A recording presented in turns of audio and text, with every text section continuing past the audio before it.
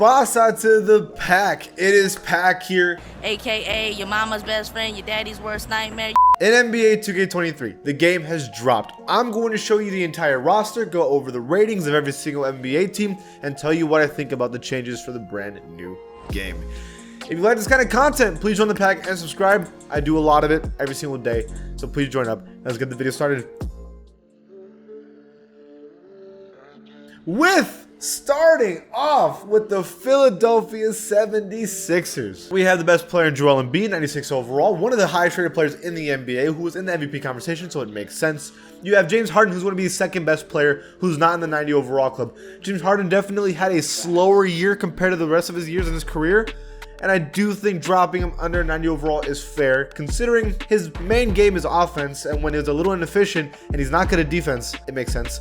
Tyrese Maxey, 85 overall. So on paper, you look at this team, like you have three players in the high 80s and 90s.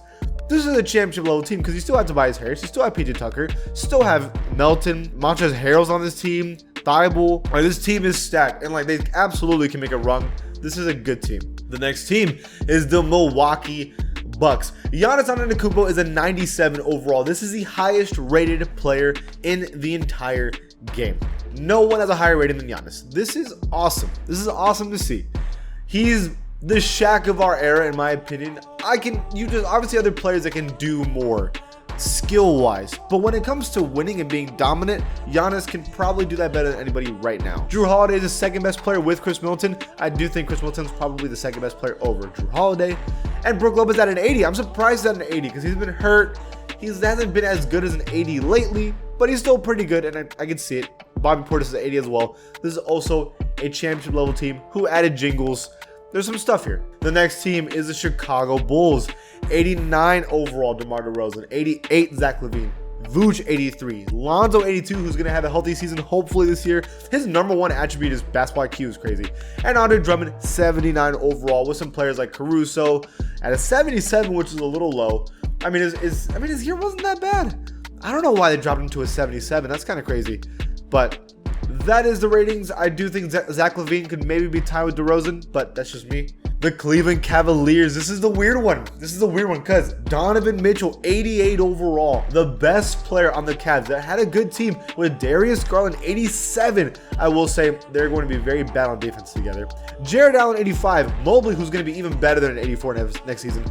Kevin Love, 80 overall. Karis LeVert, Ricky Rubio's on this team. Like, this team, Okoro. Oh my God, the Cavs are stacked. I wouldn't say they're contenders, but it's going to really depend on how much better the rest of the cast got this year. The Boston Celtics. This is a team that went to the NBA Finals. This is a very good NBA team with your defensive player of the year at only an 82 overall. I do feel like Marcus Smart should be an 85 overall with Robert Williams. After watching the playoffs and the finals, I really felt like Marcus Smart was the clear-cut third best player, at minimum tied with Robert Williams. Like, to me, offensively, he was doing great, and defensively, one of the best in the NBA. Jason Tatum, 93. Jaylen Brown, 87. Very fair ratings in my personal opinion for everyone. And adding Malcolm Brogdon, 82. This team is also stacked in an easy finals contender. The next team is the Los Angeles Clippers. Kawhi Leonard is returning this year healthy. He's going to be a 94 overall. Paul George will be his teammate at an 88. Norman Powell, only an 80 overall, which is surprising because Norman Powell had a better season last year. 19 point per game season. And yet they only have him as an 80. To me, is kind of ridiculous. I feel like Norman's about an 81 to even an 82. John Wall, 78. This is the lowest he's ever has been, but even when he was playing with Houston, he was averaging 20 points a game. So he's going to be a higher rating. This is also a championship contender. Zubac on this team, Reggie Jackson. This is a very good team. The Memphis Grizzlies. This is an interesting team. When you look at it from a distance, John Morant, 93 overall, is the by far best player on this team. A lot of the roster and rating community think that John Morant's too high. I'm going to disagree with you. I just think he's that good. I mean, he averaged 27 efficiently on 7 assists. Tell me he's not good. I mean, he's one of the best players in the NBA. At least, maybe you can make him a 92, but he belongs here. Desmond Bane and Jaren Jackson Jr. are tied as the second best player, which I can see. Steven Adams has been good. Dylan Brooks is a bucket. But is this enough to win a championship? I don't know. It depends how much better these two get with the Atlanta Hawks. We have Trae Young at 90 overall. Now DeJounte Murray at 86. Clint Capella 84. John Collins 83. On paper, this is a very, very, very good team. I'm just curious to see how this is going to fit when DeJounte Murray isn't really a shooter like that. He only shot 32% from 3. We'll have to wait and see. It's going to be very interesting to see these two play together. For the Miami Heat, they have Jimmy Butler as a 93 overall again, who's averaging basically the same numbers as he was the year before, so I could see it. Bam Adebayo, 87. Tyler Hero, 84, who was one of the leading scorers. I mean, he was the second leading scorer for the team almost the entire year, so I see that 100%. That's a good rating for him. Kyle Lowry, 82. Oladipo, only a 78, but we'll have to wait and see if that grows over the year. This is a good team again. Again, they're technically contenders. It's just that can they do it in the playoffs? We'll have to wait and see. The Hornets. The Hornets kind of got screwed here. LaMelo Ball's an 87 overall. And you have Terry Rozier, 82. And you have Gordon Hayward, 80. And Kelly Oubre, 79. Peter Tucker, 78. This is a good team. The problem is, this man right here, Miles Bridges, made some mistakes in his life and is probably not on the Hornets anymore. So if they had him, the team would look a lot better, but they don't. And now this team looks like it's going to be one of the worst in the East, probably. The Jazz are going to be one of the worst teams in the West. I mean, when Mike Conley is your best player at 34 years old, that's an issue. But Colin Sexton and Jared Vanderbilt will probably have to be your, and Markkanen will have to be your growing players. But like, this team is not good. The Kings have Sabonis, De'Aaron Fox, Harrison Barnes, all in the 80 overall club.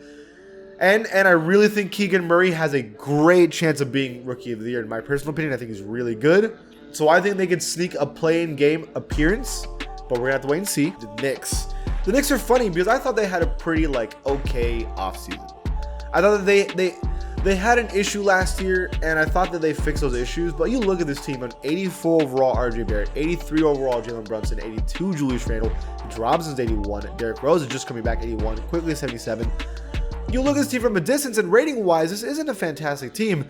But the thing is, they're young. RJ Barrett's 22. Julius Randle just entered his prime. Jalen Brunson just entered his prime. Mitch Robinson's 24. Obi Toppin's 24. Obi Toppin's 24. This is a young team. They have young players, and you're hoping that they're getting better every year, and then maybe they could be a pretty damn good team. The Lakers. This is one that I'm sure a lot of you guys are interested in. LeBron James, second highest rated player in the NBA. Anthony Davis is in the 90 overall club, though they did drop him from a 92 to 90, which is fair because he's been injured a lot. It's hard for him to stay healthy. Russell Westbrook goes down to a 78 overall. I gotta be honest with you, I disagree with this rating wholeheartedly. I think this is way too low for him. I think that's disrespectful. I think he should be an 80 to me. Patrick Beverley's a 78. There's no way these two should have the same rating. I'm just gonna keep it real. Thomas Bryant, 76. Lonnie Walker. So the problem is when you look at the ratings outside of the big two, it's really bad. And so is this enough to win a championship? In my opinion, I've always felt if you have two players in the 90 overall club and a good coach, you can win a championship. The thing is, we're going to have to wait and see how true that is with these players. The Magic, not much to cover here. Wendell Carter Jr. is an 83. Franz Wagner was pretty solid at an 80. And Cole Anthony looked good. And Mo Bamba, I mean, since they have players, Paolo is looking like he's probably going to be Rookie of the Year. They have a lot of young pieces, but I've been saying this for 7 years now about the Magic. They got a lot of young pieces and they're growing every year, and they're still in that position. So we got to wait and see if they can make it work. The Mavericks, man. Luka Doncic is 95. Christian Wood, 84. And then the rest of the team rating-wise isn't that high. You have Spencer Dinwiddie, but we know he's been pretty inconsistent lately. It's a weird one. This is a weird team. You had Jalen Brunson, and with Jalen Brunson, you had 3 84 to 85 overall players. And now you've lost one of them. And you have the hope that Spencer Dinwiddie can replace Jalen Brunson's, I guess, production. But I don't know if that's going to happen or not. So we're going to have to wait and see with the Mavericks. Theoretically, when you have one of the best players in the NBA and a good second player, you can win a championship. Look, for example, the Bucks. But I don't know if Christian Wood and Spencer Dinwiddie are at the level of Drew Holiday and Chris Middleton. The Nets. On paper, the Nets look great. Kevin Durant, 96. Kyrie's almost a 90. Ben Simmons is an 83. TJ Warren was a bucket. Seth Curry's one of the best shooters in the NBA. Nick Claxton's is not bad. Joe Harris is a great shooter. But this man gets hurt of every single bad thing that's said about him. This man is going to play 20% of the games this season.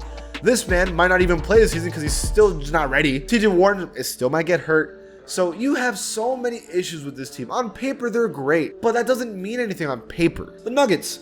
I'm happy for the Nuggets because, I mean, they weren't bad, but they weren't as good as they were supposed to be. But now that you have two-time MVP Nikola Jokic, Jamal Murray's coming back, and we know he's great. Michael Porter Jr., as long as he can keep his back healthy, is great. Aaron Gordon's been a good 4th player on the team, not a good 2nd player on the team. The Adekatavis Caldwell Pope, there's good players here. And Bruce Brown, good players here. It's, can everyone stay healthy? This, theoretically, kind of like the Mavericks, could win a championship, but it just depends. Is Jamal Murray and Michael Porter Jr. at that level of Drew Holiday and Chris Middleton? The Pacers, full rebuild mode. Tyrese Halliburton's a good player, and it's their best player, but like Miles Turner is solid, but everyone else is just, this isn't a good enough team to do anything just yet. The Pelicans, Zion down to an 87. This is pretty low for Zion, but he was hurt. We're gonna have to wait and see, but he's still the best player on the Pelicans easily. Brandon Ingram's at an 86, CJ McCollum 85, Donovan Valanciunas 83, Herb Jones 78. Ignoring Zion's rating, this is a sleeper team. This is going to be one of the best teams in the NBA if everyone's playing right. I mean, these 3 are guaranteed to have good seasons. They always have good seasons. And honestly, all 4 of these guys have good seasons. This is a guaranteed good team. Like, guaranteed. The Pistons, Cade Cunningham up to an 84 overall, which is a pretty high rating, and that's good. He's a really good player. You add Jaden Ivey, who's going to be probably pretty good.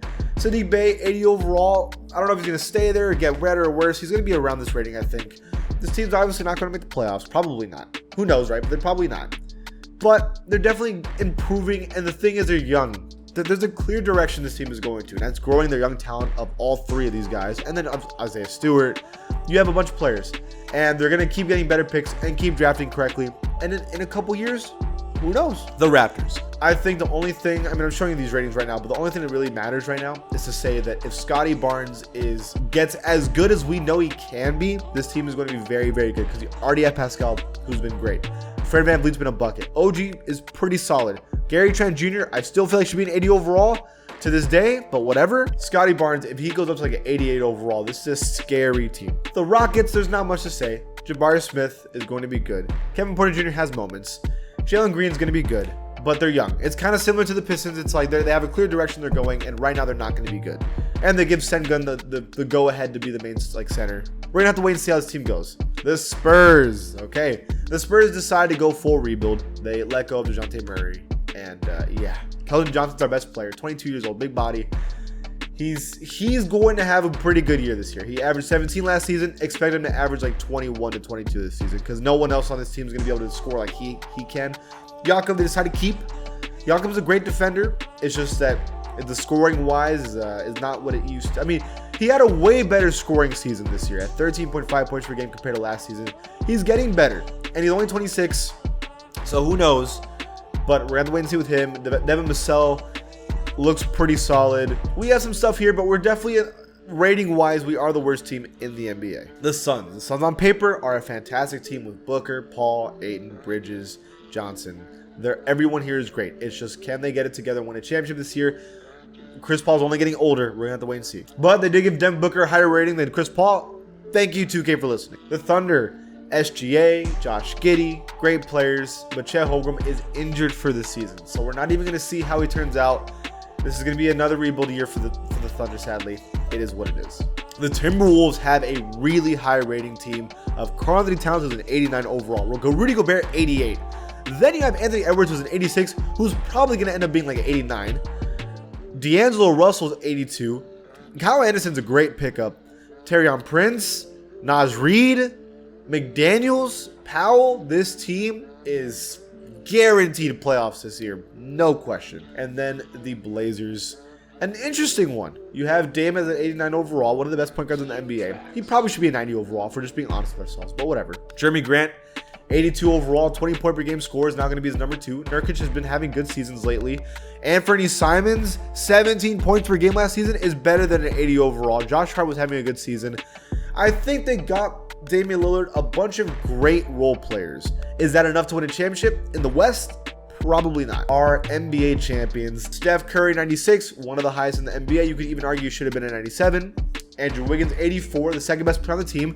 Feels right. After that finals performance, this feels right. I know a lot of you like, what? What about Clay, Draymond? In my personal opinion, I actually think 2K is right about this. Andrew Wiggins was rebounding. He was one of the best defenders, and he was a consistent second scorer in the playoffs for the Warriors.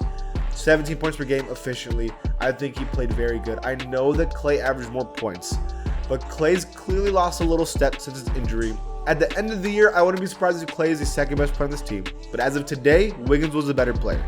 And Jordan Poole, 83 overall. Let's go. He averaged 18.5 points per game on decent efficiency.